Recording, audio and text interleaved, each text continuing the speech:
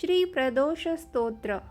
जय देव जगन्नाथ, जय शंकर शाश्वत, जय सर्वसुराध्यक्ष, जय सर्वसुरार्चित, जय सर्वगुणातीत, जय सर्ववरप्रद, जय नित्यनिराधार, जय विश्वंभराव्यय, जय विश्वेकवन्देश, जय नागेन्द्रभूषण, जय गौरीपते शंभो, जय चंद्रार्धशेखर, जय कोट्यर्कसंकाश, जयानन्तगुणाश्रय, जय भद्रविरूपाक्ष, जयाचिन्त्यनिरञ्जन, जय नाथ कृपासिन्धो, जय भक्तार्तिभञ्जन, जय दुस्तरसंसार सागरोत्तारण प्रभो, प्रसीद मे महादेव संसारार्तस्य खिद्यतः, सर्वपापक्षयं कृत्वा रक्ष मां परमेश्वर,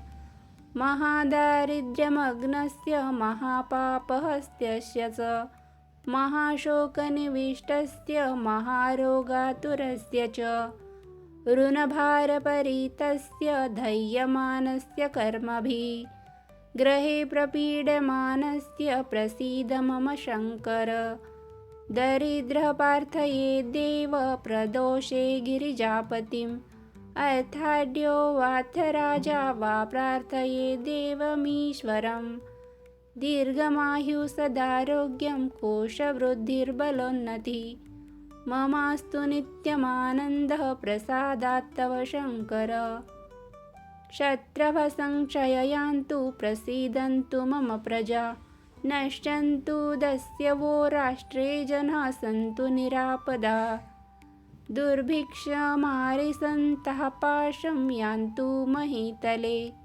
सर्वस्य समृद्धिश्च भूयात् सुखमयः दिशः, एवमाराधये देवं पूजान्ते गिरिजापतिं, ब्राह्मणान् भोजयेत पश्चादक्षिणाभिश्च पूजयेत, सर्वपापक्षयकरी सर्वरोगनिवारिणी, शिवपूजा मया ख्याता सर्वाभीष्टफलप्रदा।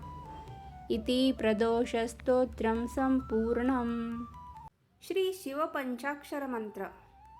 ओम नमः शिवाय, ओम नमः शिवाय, ओम नमः शिवाय, ओम नमः शिवाय, ओम नमः शिवाय, ओम नमः शिवाय, ओम नमः शिवाय।